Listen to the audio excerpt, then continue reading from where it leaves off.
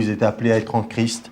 Et donc, le message d'aujourd'hui s'intitule « Je suis passionné ». Dites-le à votre voisin, « Je suis passionné ». Si vous l'êtes, j'espère. Alors, on va voir que certaines personnes ne sont pas passionnées du tout. Et je vous dis tout de suite, elles ne sont pas passionnantes non plus.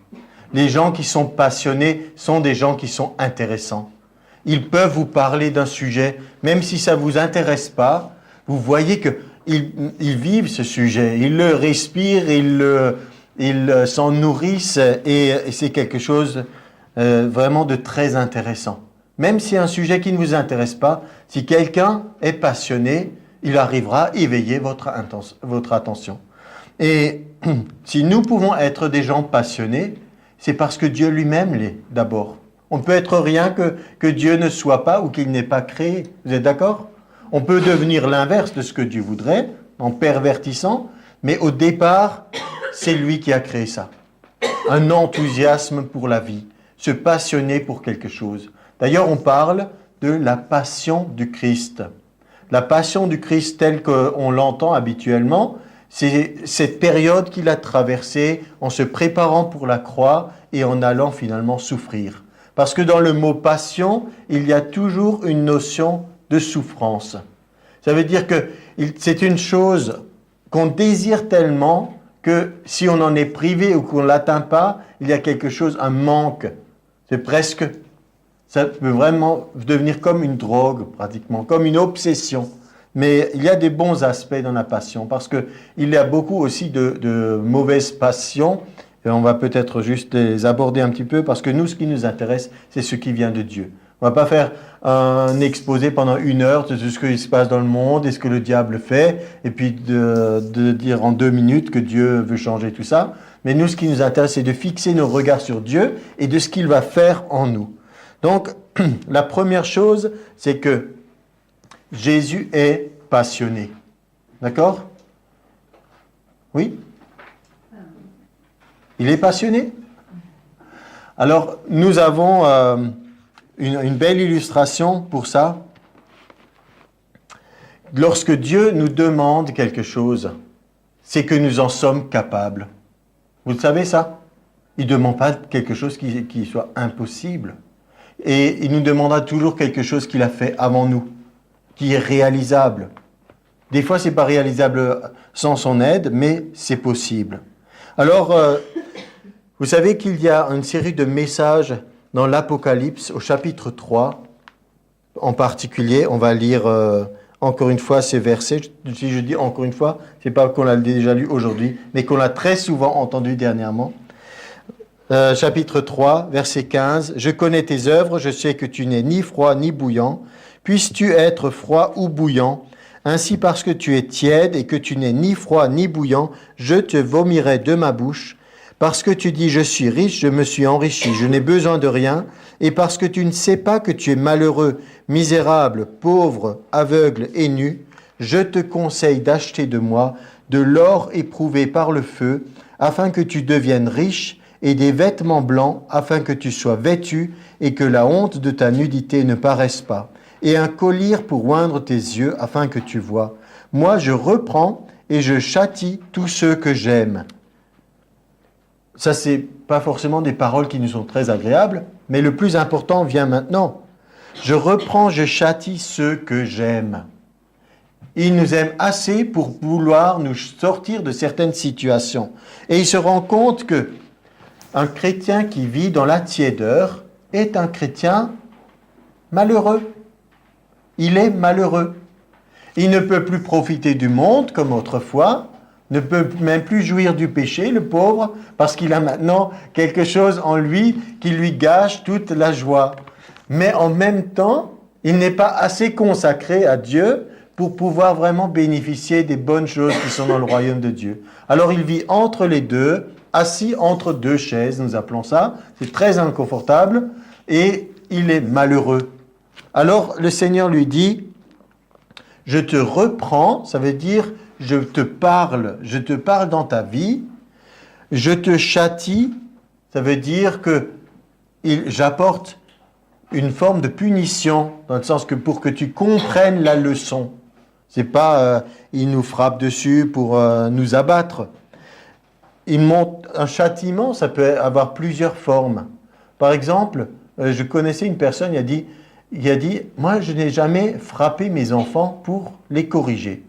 Mais je ne dis pas qu'il ne faut pas de temps en temps donner une fessée aux enfants, mais je dis dans son cas, elle a dit, le châtiment qu'elle infligeait à ses enfants, il y avait un silence désapprobateur, et quand la maman ne parlait plus, qu'elle observait un silence, les enfants comprenaient qu'il y a quelque chose qui ne va plus dans la communication, et ils étaient suffisamment attristés pour vouloir de nouveau renouer les liens. C'est intéressant comme expérience, hein, mais quelque part ça m'a fait penser à cette expérience du peuple d'Israël. Ils avaient des moyens par lesquels Dieu parlait. Les sacrificateurs qui se présentaient devant Dieu, ils avaient été revêtus des habits sacrés, il y avait l'éphod et tout. Et puis il nous est dit que de temps en temps, dans certaines périodes d'Israël, l'Éternel ne parlait pas. Alors c'était une forme de châtiment, d'être privé de la présence de Dieu. Ça formait un châtiment pour eux et ils se sont dit, quelque chose s'est passé. Il y a eu cet épisode, par exemple, du temps du roi Saül, quand son fils Jonathan avait mangé du miel, alors que le roi avait dit « personne ne doit manger jusqu'à la fin du jour ». Et un serment royal devait être respecté, même s'il était insensé dans la façon dont il l'a dit. Mais ça devait être respecté. Jonathan n'en savait rien, il l'a pas su, et donc il a mangé du miel, mais ce n'était pas permis. Alors, bon, on ne va pas rentrer dans tous les détails pour expliquer ce qui se passe. Simplement, il y a eu à ce moment-là un interdit. Il y a eu quelque chose qui s'est passé qui a fait que lorsqu'ils ont voulu invoquer l'Éternel, Dieu n'a pas répondu. Alors, ils se sont posé la question, il doit y avoir un problème. Est-ce que ça ne devrait pas aussi nous interpeller si quelqu'un dit « je n'entends pas la voix de Dieu ». J'arrive pas à entendre sa voix. Il faut peut-être se poser la question en disant que se passe-t-il avec moi? Est-ce que j'ai un problème? Parce qu'on sait déjà que du côté de Dieu, il n'y a pas de problème. Ça ne peut être que de notre côté. Donc, le châtiment peut prendre plusieurs formes, mais je voulais simplement vous donner une illustration. Ça peut aussi être que le Seigneur, des fois, ne nous fait plus sentir cette communion qu'on avait avec lui avant. Ben oui, si vous êtes tiède, si vous montrez aucun enthousiasme dans sa présence, pas de ferveur ni rien du tout, et puis après vous dites, mais je ne ressens plus la communion comme je l'avais. Alors il dit, puisque je t'aime, je te parle, je te reprends, et je te dis, aie du zèle, sois de nouveau zélé, sois de nouveau plein d'ardeur, comme avant. Et repens-toi, ça veut dire change de mentalité. Voici, je me tiens à la porte et je frappe. Si quelqu'un entend ma voix, ouvre la porte, j'entrerai chez lui, je souperai avec lui et lui avec moi. Et là encore, quand j'ai dit que Jésus est passionné, on pourrait le traduire de cette façon. Ton amoureux, celui qui est passionné, il veut passer du temps avec toi. Il veut partager avec toi ce souper, ce temps d'intimité. Voilà ce qu'il désire, Jésus. À nous de répondre.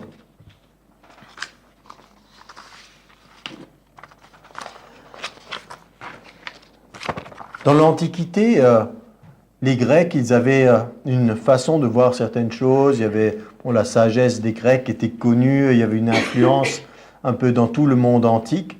Mais ils avaient en particulier, c'est eux qui ont aussi développé les poèmes qu'on faisait funèbres. Quand quelqu'un était mort, on composait un poème, on chantait toutes les louanges de la personne.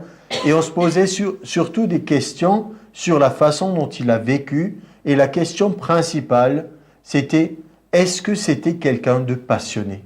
Dans leur culture, c'était ça. Est-ce que c'était quelqu'un de passionné? Est-ce qu'il a vécu sa vie intensément? Est-ce qu'il a aimé avec ardeur? C'est repris dans le film de Troie, pour ceux qui le connaissent, avec l'histoire de la guerre de Troie, Achille, Hector et tous ces héros. Et donc, il se pose ces questions. Comment est-ce qu'on se rappellera de moi après? Quand je serai mort, est-ce qu'on m'oubliera? Alors, dans un moment, dans un échange, on dit, bon, ben voilà, si tu vis tranquillement chez toi, Tu auras des enfants, qui auront des enfants, on se rappellera de toi, ils t'aimeront, etc. Mais au bout de quelques générations, tu auras disparu. Par contre, si tu fais cette guerre, tu vas rentrer dans la gloire, on se rappellera de ton nom. Et donc, c'est une illustration parce que ça arrive pour beaucoup de personnes. Les gens veulent se faire un nom. Ils sont passionnés pour une cause. C'est pour ça que on peut dire aussi que la tour de Babel est une belle illustration. Ils se sont détournés de Dieu, mais en même temps, ils ont dit on va construire une tour qui va aller jusqu'au ciel, et on va se faire un nom, et on va devenir des gens importants. Combien, on peut dire, de gens sont passionnés actuellement pour construire des sortes de tours de Babel modernes, pour qu'on se fasse un souvenir de ces gens-là. On parle facilement dans la vie de tous les jours, on parle de gens qui peuvent avoir une vie passionnante, on parle des fois de certains livres, de lire un roman qui est passionnant. Vous avez déjà eu l'occasion de lire un roman qui est passionnant, il est peut-être passionnant pour vous, mais pas pour votre voisin qui ne s'intéresse pas du tout. Mais si vous avez découvert un livre passionnant, normalement, on dit, vous le dévorez, vous commencez à le lire, vous n'arrêtez plus, même si c'est le temps d'aller se coucher, parce que vous voulez voir la suite, vous êtes dans l'histoire. C'est passionnant. Ça veut dire qu'il y a quelque chose qui se produit en nous. J'ai là une définition aussi de la passion. On pourrait en trouver toutes sortes. Bien sûr, il y a cette définition de la souffrance, mais la plupart du temps, on ne pense pas tellement à ça. Actuellement, ça a pris plutôt un sens, dans le sens de ce que je vais dire. Alors, la passion, c'est une sympathie forte pour ou la dévotion pour quelque activité, objet ou concept. Donc, ça peut aller jusqu'à la dévotion. Dévotion, c'est dans un sens d'offrir un culte. Donc, on peut littéralement adorer quelque chose, une activité, des loisirs, un sport, ou une personne qui ne serait pas Dieu, qui devient alors, et ça c'est difficile pour vous, si ça devient votre Dieu. Parce que le jour où vous avez besoin de secours, cette personne ne pourra pas faire le travail de Dieu, parce qu'elle n'est pas Dieu. Et elle ne peut pas répondre à tous vos besoins. Donc, c'est comme ces gens qui sont passionnés pour une idole du sport ou de la chanson ou du cinéma. Bon, ça entretient leurs rêves pendant un moment. Ils peuvent tout savoir. Si vous voulez des illustrations, par exemple, ceux qui suivent les équipes de sport, le football ou autre, alors ils savent tout. Ils savent les statistiques, ils se rappellent de tous les scores, des matchs. Ils sont très sérieux. Ils citent mieux les statistiques que vous êtes capable de citer les versets de la Bible. Mais nous, on aimerait des fois avoir toutes ces choses en nous qu'on pourrait citer. Mais ils savent le nom de chaque joueur, son arrière-plan, son numéro, les détails de la famille. Ils ont toujours leur équipe préférée. Quand je pense qu'il y en a, ils suivent leur équipe toutes les semaines pratiquement à d'autres coins de la France. Ça, c'est juste pour dire ça, sans parler des championnats internationaux. Et ils ont tout. Ils ont le maillot de l'équipe, le drapeau, le foulard, la casquette et tout. Là où vous voyez quelqu'un, il se donne tout entier à quelque chose. Et d'un côté, c'est intéressant de voir quel peut être le moteur qui pousse des gens à agir dans ce sens. Et alors, toujours la même chose qui revient, cette interrogation pour nous. Et nous, est-ce qu'on n'est pas capable de se laisser enflammer davantage et d'avoir cette ardeur pour Dieu? Comment se fait-il?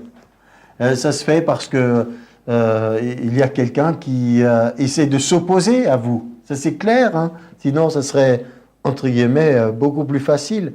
Alors, hélas, on doit avoir quand même un bilan un peu négatif sur l'Église dans son ensemble et ce qu'on est en train de devenir, qui n'est d'ailleurs que l'accomplissement de la parole de Jésus. Il nous est dit, dans les temps de la fin, l'amour du plus grand nombre se refroidira. C'est pas moi qui l'invente, c'est pas un prophète de malheur. C'est quelqu'un qui avait vu ça à l'avance et que c'est une réalité que nous voyons autour de nous, et en même temps, c'est un défi à relever. Ça ne veut pas dire que parce que l'amour du plus grand nombre se refroidit, que c'est normal que vous soyez tiède. Ce n'est pas une excuse, d'accord? Dites-le à votre voisin, c'est pas une excuse. C'est pas une excuse pour être tiède. Nous pouvons nous laisser remplir du feu de Dieu. Tout à nouveau et toujours. Alors là, j'avais trouvé un petit texte. Il a dit, je ne sais pas à quel pays il écrivait, « Nous devenons une nation de téléspectateurs passifs, contents de soi. Nous avons ce dont nous avons besoin. Nous ne voulons pas être dérangés. » C'est rien d'autre qu'une paraphrase moderne de Apocalypse 3 que nous venons de lire. Tu dis, je suis riche, je me suis enrichi, j'ai besoin de rien, je suis bien, tout va bien. Laissez-nous juste aller dormir dans notre stupeur de suffisance. Alors, il y a beaucoup de mots compliqués. Je dis, c'est pas moi qui l'ai inventé, je l'ai lu quelque part, mais je trouvais que ça... Bailler, c'est écrit en grand, bailler. Alors, j'espère que personne n'a baillé pendant ce temps-là. Une des luttes les plus grandes, il parle là de l'enseignement de la jeunesse, c'est obtenir quelque chose qui nous fait aller au-delà de l'apathie. On va expliquer le mot apathie dans un instant. Souvent, on entend, mais pourquoi? Mais quelle différence ça fait? Pourquoi être motivé? Mais ça va bien, il n'y a qu'à se laisser couler.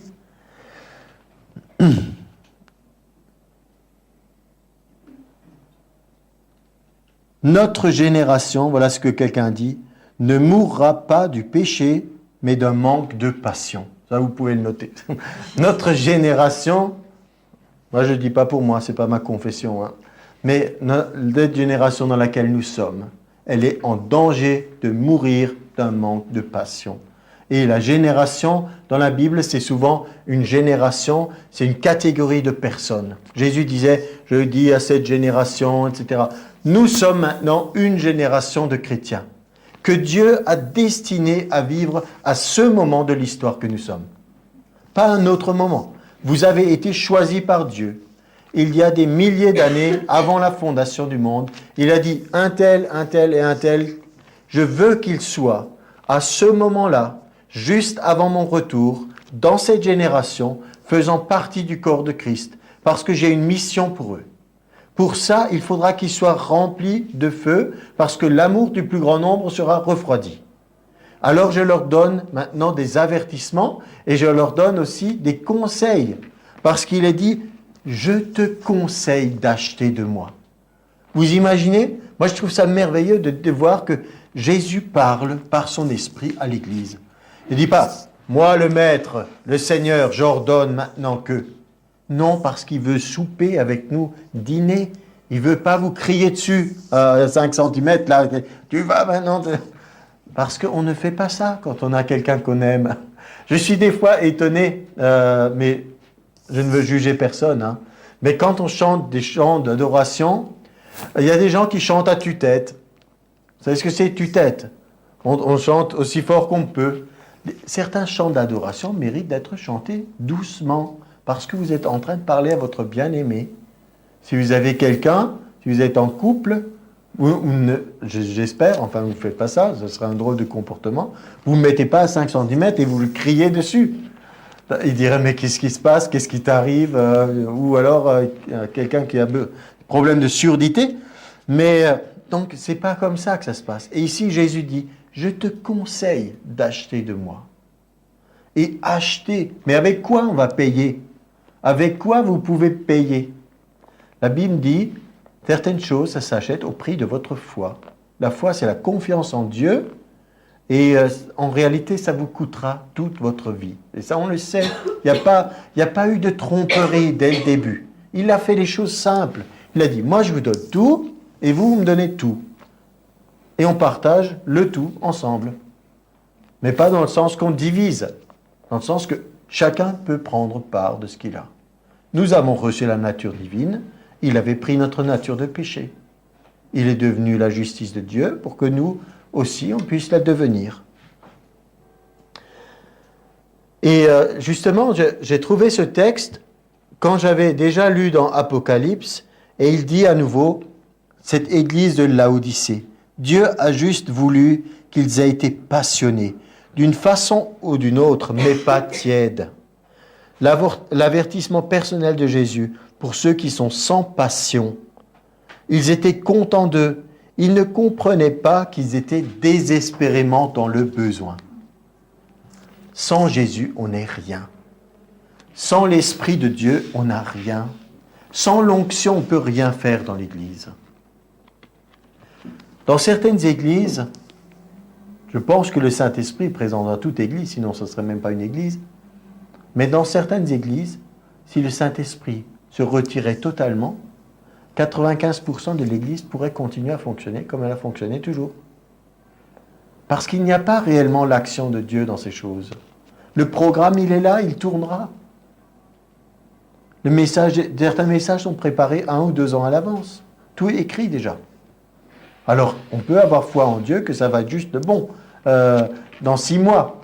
Mais il n'y a pas beaucoup de place pour la spontanéité et la direction de l'Esprit. Mais nous avons besoin de vivre cette passion avec lui. Et quand on est passionné, on ne sait pas ce qui va arriver. Ce n'est pas la routine, ce n'est pas la morosité. On découvre des choses nouvelles, on vit des choses nouvelles. Mais certains ne comprennent pas qu'ils sont désespérément dans le besoin. Moi, je reprends, je châtie tous ceux que j'aime. Aie donc du zèle et repens-toi. Dans un sens positif, donc le fait de bouillir, ça peut vouloir dire aussi dans un sens négatif. Quelqu'un peut bouillir de colère, de rage, mais là c'est dans un sens positif. Ça signifie une poursuite ardente du bien. Ardente, ça fait aussi penser à ces braises ardentes, le feu. Je voulais quand même vous dire 2 mots sur l'apathie. L'esprit tiède est un esprit d'apathie. Alors, apathie, on va faire un petit peu de vocabulaire. Alors, qu'est-ce que vous connaissez? On connaît sympathie, d'accord? Sympathie, c'est quoi? Pardon, plus fort? Gentil avec les autres, oui, parce que, en fait, le mot pathie qui est derrière, ça parle des sentiments et des émotions. Et le préfixe saint, dans ce sens, S-Y-M, ça veut dire avec. On a des mêmes sentiments, on est bien avec quelqu'un. Vivre, par exemple, il y a des composantes de plantes et de parasites qui vivent en symbiose, ils vivent ensemble. Et donc là, la sympathie, c'est qu'on est bien avec quelqu'un, il est sympathique, on aime être avec lui. À l'inverse, antipathie, ça veut dire on ne veut rien avoir à faire avec. Et le préfixe « a », ça veut dire c'est quelque chose qu'on enlève, qui n'est pas. L'apathie, c'est quand il n'y a pas de sentiment, il n'y a pas d'émotion. C'est ça la tiédeur. Il ne se passe rien. C'est terne, c'est gris, c'est morose. C'est ce que la vie de beaucoup de gens autour de nous. C'est une vie misérable, parce qu'il n'y a pas la passion, il n'y a pas la présence de Dieu. Il y a des gens qui peuvent finir comme ça en dépression, parce qu'ils ne sont pas... Vous pourriez dire, mais ils ont tout ce qu'il leur faut. Ils ont peut-être une famille, ils ont peut-être un job, ils ont une maison, ils ont plein de choses, mais ils n'ont pas Dieu dans leur vie. Et Dieu est la source de la vie. Et donc, vous pouvez avoir plein de programmes, même des projets pour l'avenir. Si vous n'avez pas cette passion, alors ça ne vaut pas la peine. Je ne dis pas supprimez-vous, je dis au contraire, repentez-vous, parce qu'il y a des gens qui en arrivent à là. Ils sont tellement déçus de la vie que finalement, ils disent, ça sert à quoi? Mais ils sont déçus de la vie, mais ils ne connaissent même pas la vie. Ils n'ont jamais réellement vécu. Ils n'ont fait que survivre depuis le jour de leur naissance. Mais la vraie vie, c'est autre chose. Or, Jésus a dit, il vient pour nous donner la vie et la vie en abondance. Une abondance de joie et de paix par le Saint-Esprit. L'apôtre Paul nous écrit aussi dans Romains 12, 11, « Ayez du zèle et non de la paresse. » C'est pas juste moralisateur, vous comprenez ça? C'est pas juste vous dire, il faut que vous travaillez comme ça avec un doigt un peu qui nous dit quoi faire. Non, ayez du zèle et non de la paresse, ça veut dire, vous avez votre destinée en main. Choisissez, mettez quelque chose en action. Ne soyez pas à vous laisser vivre simplement. La ferveur, c'est aussi en rapport avec ce que nous avons dit de bouillir. Bouillir, vous comprenez que pour faire quelque chose de bouillant, il faut qu'il y ait du feu sous la marmite. Hein. Il faut qu'il y ait tout le temps le feu. On ne peut pas être bouillant sans qu'il y ait le feu. Quand nous voyons des gens qui sont passionnés, nous voyons quelqu'un qui a trouvé une raison de vivre. Des fois, c'est une mauvaise raison, d'accord? Mais en attendant, c'est des gens qui accomplissent quelque chose. Prenons quelqu'un qui est passionné pour un job. Peut-être petit, il avait un rêve. Je ne sais pas ce que Bill Gates rêvait de faire quand il était petit, mais donc le patron de Microsoft, etc. Peut-être c'était quelqu'un qui poursuivait un objectif. Il a dit un jour, je serai un businessman, je vais envahir la planète entière de mes systèmes d'ordinateurs, etc. Mais il a dû certainement consacrer plus que juste quelques heures par semaine pour poursuivre ses objectifs. Peut-être maintenant, il peut ralentir un peu ses activités, mais à un moment donné, il a dû poursuivre. Tous ceux qui ont réalisé de grandes choses ont dû poursuivre cet objectif et être assez passionnés. Les sportifs, vous ne pouvez pas, même si vous êtes doué, si vous entraînez jamais, il y a peu de chances que vous soyez réellement des champions haut niveau. Alors, ils ont trouvé une raison de vivre et quelque chose qui les incite à combattre pour. C'est aussi ça. La passion, ça veut dire que même s'il y a un obstacle, je vais le franchir. Je ne vais pas m'arrêter tout de suite. Des fois aussi, quand on pense à relation garçon-fille ou jeunes gens, vous savez que des fois, ça existe. Il y a des jeunes gens qui sont intéressés par une jeune fille, ils lui font une proposition. Si elle dit non, ils ne disent pas, tant pis. Ils continuent, d'accord? Vous voyez ça des fois. Il y a des gens, ils ne comprennent pas tout de suite. Non, elle n'est pas intéressée. Lui, il est passionné, il croit que c'est cette jeune fille qu'il lui faut, alors il va continuer de la harceler, de vouloir l'inviter ou de je ne sais quoi. Mais on peut voir aussi cet aspect de la passion, c'est pas quelqu'un qui lâche tout de suite, qui dit bon, tant pis, hein, ça n'a pas marché. Non, quelqu'un qui est prêt à poursuivre un but, qui ne se laisse pas décourager par le premier obstacle. Jésus ne nous a pas dit que tout serait toujours facile dans la vie chrétienne. Pour lui non plus, ce n'est pas facile. Et d'ailleurs, il n'a pas dit « Oui, je me réjouis à l'avance d'aller à la croix ». Au contraire, il a lutté ardemment, avec instance, il a prié. Il a dit « Si cette coupe pouvait s'éloigner de moi ». La passion fait qu'on se détache un peu du lot. On finit par être remarqué. On remarque les gens qui sont passionnés. Ils sont différents de la masse.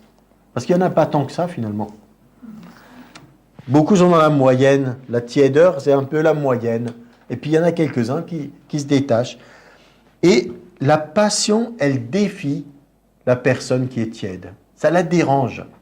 Si vous avez une église morte, excusez-moi, mais ça existe, des églises qui sont quasi mortes, ou alors très tièdes, alors si quelqu'un est bouillonnant pour le Seigneur, est passionné, s'il vient de découvrir des choses, et il veut les partager autour de lui, tout le monde ne dit pas « Ah, bravo, c'est formidable ce que tu nous partages là ». Non, ça dérange. Vous nous dérangez là dans vos choses, dans vos défis. Mais la passion défie les personnes tièdes avec lesquelles ils entrent en contact. Et comme dans le monde de Jésus, c'est la même chose. Soit ils vous aimeront ou ils vous détesteront pour ça. Vous devez être prévenus. La vie de passion sera une vie passionnante, ça sera formidable. Il y a des gens qui vont dire « On veut ce que tu as », mais d'autres aussi diront « Ah non, celui-là, il est un peu trop... c'est trop pour moi ». On voit que les disciples de Jésus étaient passionnés. Nous, on a des fois une image un peu négative des disciples, mais quand même, Jacques et Jean, pourquoi on les a appelés les fils du tonnerre? Ils voulaient tout renverser, ils voulaient bouleverser le monde. Quelque chose voulait s'opposer à Jésus, ils voulaient commander que le feu du ciel descende. Vous pouvez dire, non, nous n'acceptons pas cet obstacle, ces gens doivent dégager. Et Et Pierre, il était prêt à sortir l'épée et couper tout ce qui tombait sous son épée. Il a juste eu une oreille, mais il était passionné aussi, malgré qu'il y a des erreurs qui ont été faites. André est celui qui a fait le recrutement des disciples. Il a dit, venez, venez, nous avons trouvé celui qui est le Messie.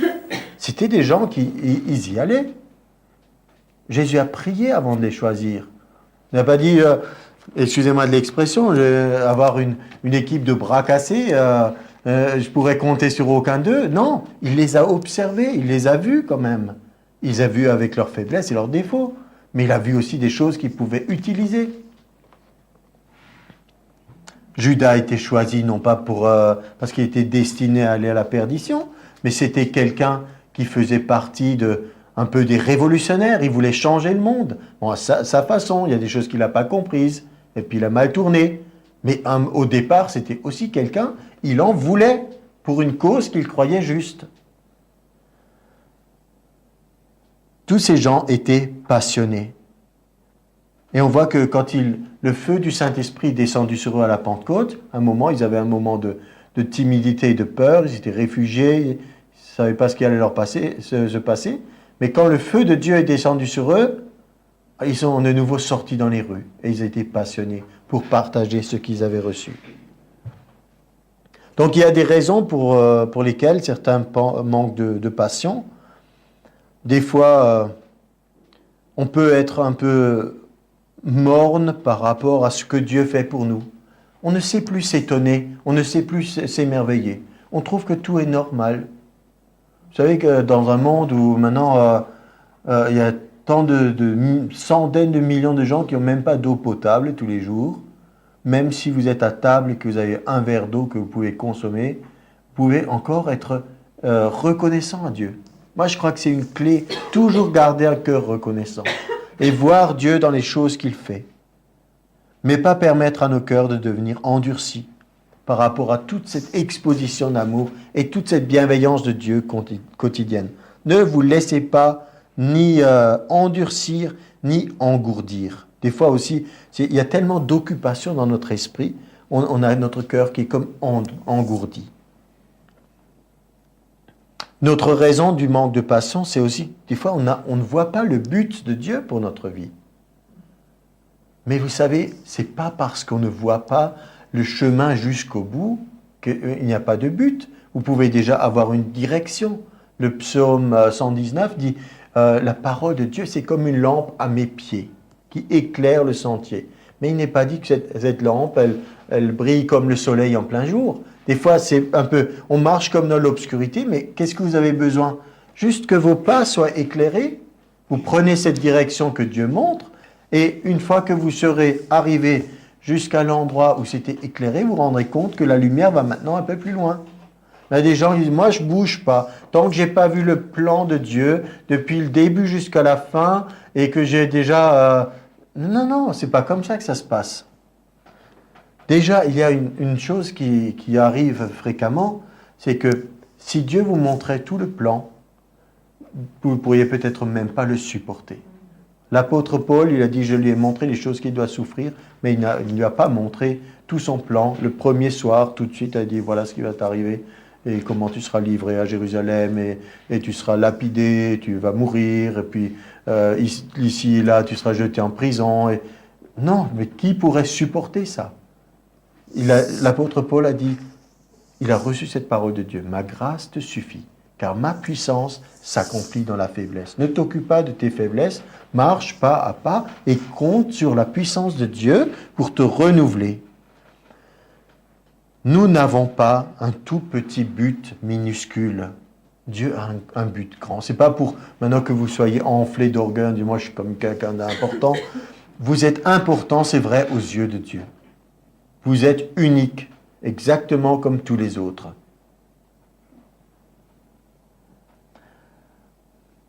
Si on a juste un petit but tout minuscule, ce n'est pas passionnant.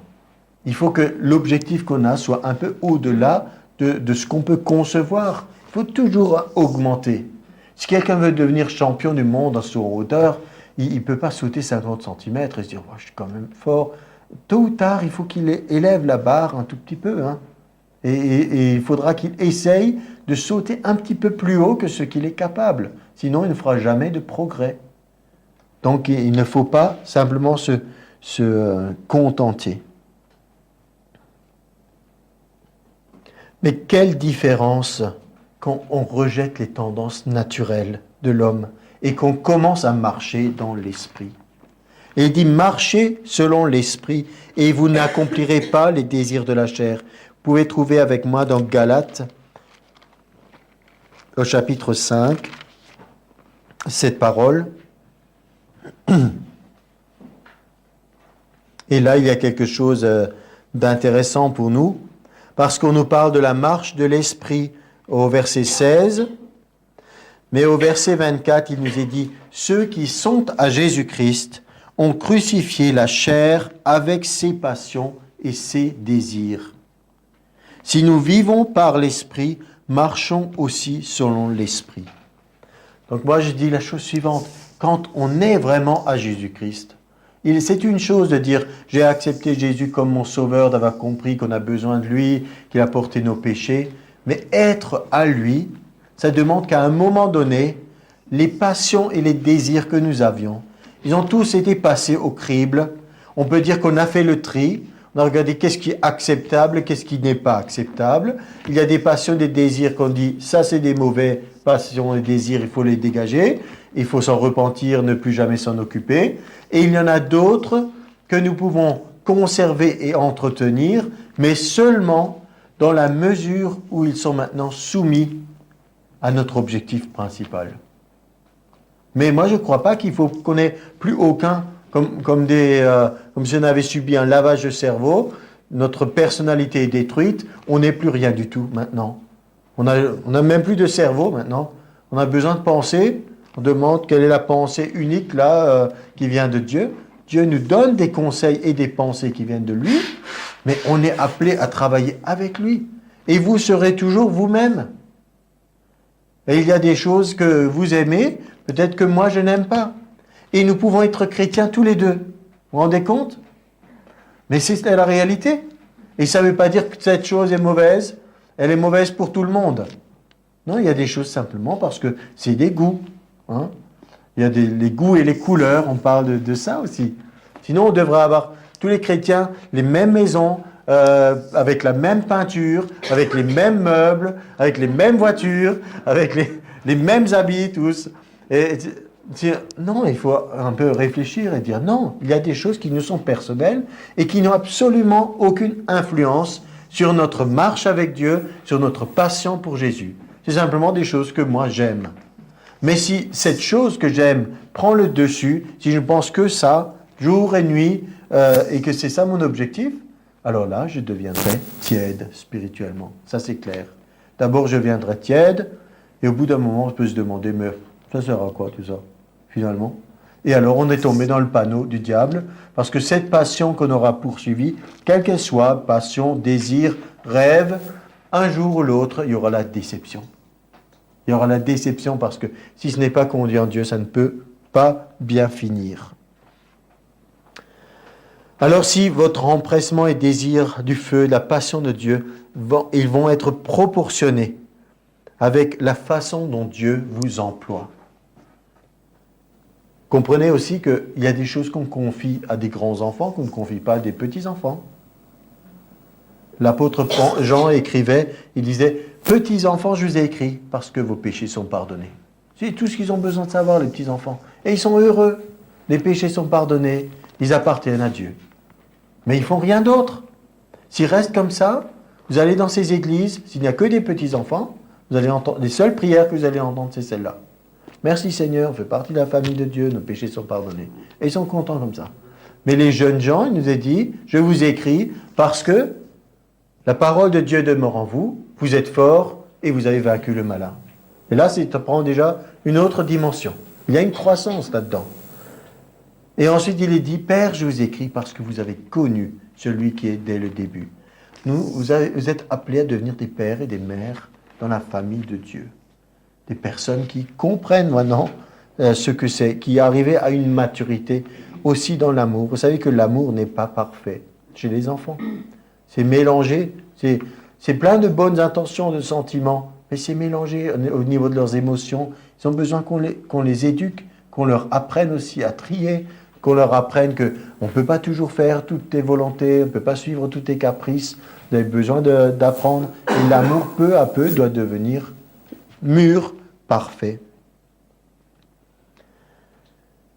La personne qui a une petite passion, elle a peu de vision, elle a peu d'espoir que Dieu accomplisse de grandes choses. Il faut continuer d'attendre de grandes choses de Dieu. Continuez de rêver. Ayez des rêves grands pour votre vie, votre avenir, ce que Dieu va faire avec vous. Selon votre foi, il vous sera fait. La passion, c'est un ingrédient pour une vie qui fait une différence. Vous croyez ça ? La passion augmentera votre puissance dans la volonté, votre autodiscipline. Elle élèvera le niveau de vos buts et elle vous donnera une vision différente qu'un homme ordinaire. Je me rappelle toujours, c'était une histoire qui m'était arrivée. Ça m'a souvent encouragé par la suite. J'étais arrivé à Nice, à l'aéroport, et quelqu'un devait nous chercher avec leur voiture.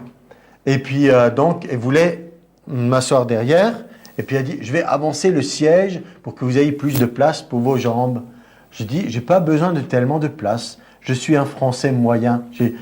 C'était à l'époque, le Français moyen, c'était 1m75. Maintenant, la génération a un peu grandi. Mais donc, j'ai dit, je suis un Français moyen. Cette personne se tourne à moi et me dit, vous n'êtes pas un Français moyen. Vous êtes un Français extraordinaire. Et ça, j'aimerais le dire pour chacun d'entre nous. On a des fois une vision qui est erronée de nous-mêmes. On pense juste dans le naturel. Je suis moyen, je ne suis pas plus. Avec Dieu, vous pouvez être quelqu'un d'extraordinaire. Vous pouvez permettre à cette passion qu'elle vous donne une vision que vous soyez plus qu'un homme ordinaire. Les hommes ordinaires, ce sont des gens qui accomplissent certaines choses, mais ce ne sont pas les gagneurs d'âme. Ce ne sont pas les gens qui bouleversent le monde. Et moi, c'est ceux-là qui m'intéressent. C'est ça qui m'intéresse. De voir que même un petit nombre, même une personne qui apparemment ne paye pas de mine, on jugerait sur l'apparence, on dirait, non, celui-là, bon, je ne sais pas ce qui... Mais à l'intérieur, nous savons qu'il y a un potentiel, qu'il y a des choses que Dieu a placées. Et ces personnes peuvent expérimenter cette parole qui dit, la victoire qui triomphe du monde, c'est notre foi. Cette personne est plus grande que beaucoup de gens qu'on veut nous présenter à la télévision, de toutes ces stars, qui finalement sont souvent des personnes misérables, que je n'envie pas du tout. Alléluia. Les gens apathiques mettent peu sur leur programme. Ils mettent peu sur leur programme, ils ne veulent pas accomplir grand-chose, et finalement, vous savez, c'est ce qu'ils font. Ils ont peu d'ambition, mais ils réalisent peu aussi. En fait, ça les entretient toujours dans un cycle un peu de morosité, médiocrité, peu d'objectifs, et on continue comme ça. Et il n'y a jamais rien qui se passe. Il n'y a pas d'enthousiasme.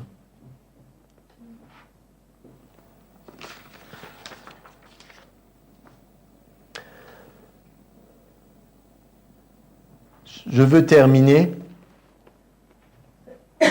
mais je ne peux pas vous donner la passion. Personne ne le peut. Jésus ne va pas vous la mettre sur un plateau, dire voilà la passion, parce qu'il l'a déjà mis sur la croix. Vous devez la prendre. Saisissez-vous de cette passion. Dites, moi je veux être quelqu'un de passionné. Dites-le, je veux être quelqu'un de passionné. Je veux être de plus en plus passionné. Dites-le à votre voisin, tu as besoin d'être passionné. Tu as besoin d'être passionné pour Dieu. Et laissez-le chauffer jusqu'à ébullition.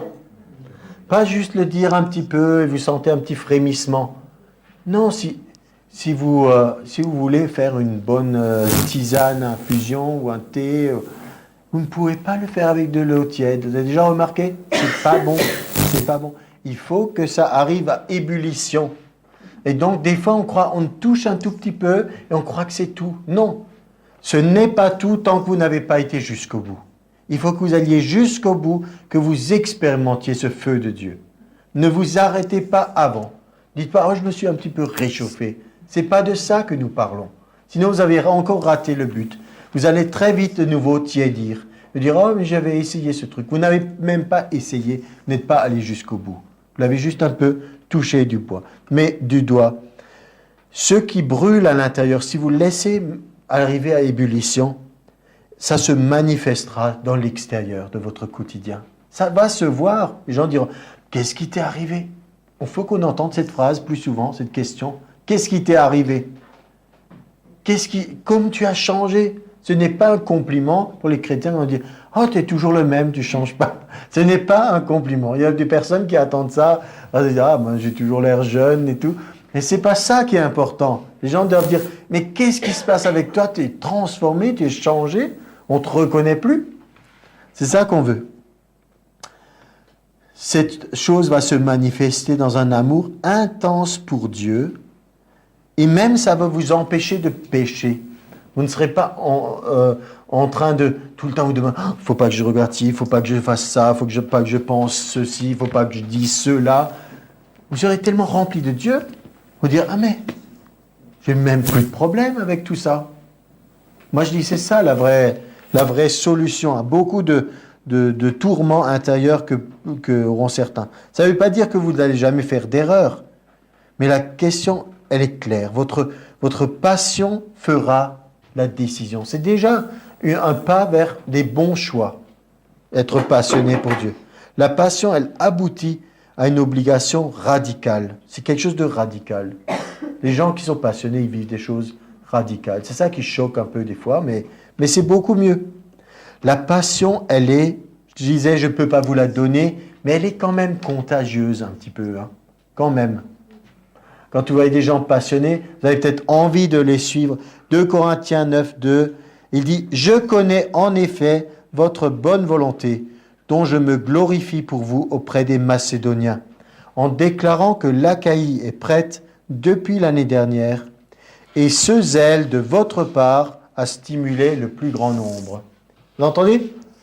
Le zèle de ces gens a stimulé le plus grand nombre. Voulons-nous avoir des gens stimulés ici? On veut stimuler le plus grand nombre pour la passion pour Jésus. Comment trouvons-nous la passion? Comment pouvons-nous laisser notre ébullition de cœur? Où attrapons-nous le feu de Dieu? C'est intéressant ça. Où est-ce qu'il est? Pardon? Tu as une réponse? Oui? Non, mais on est prêt, hein? On accepte toutes les idées. Devons-nous attendre jusqu'à la semaine prochaine?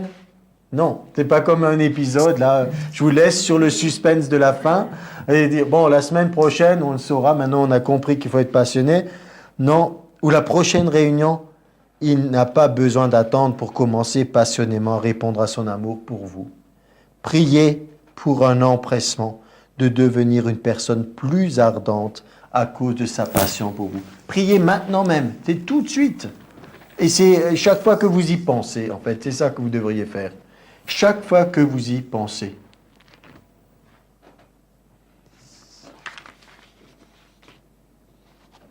Je pensais toujours à une illustration que notre sœur Monique avait donnée une fois. Chez le dentiste, c'était écrit « Mes dents sont vivantes, je pense à les brosser ».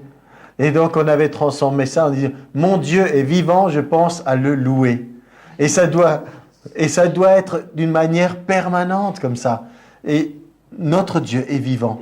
Nous voulons être passionnés pour lui. Alors, quelqu'un qui est passionné, vous n'aurez pas besoin de lui dire « Tu penses des fois à ta fiancée ou à ton épouse ?»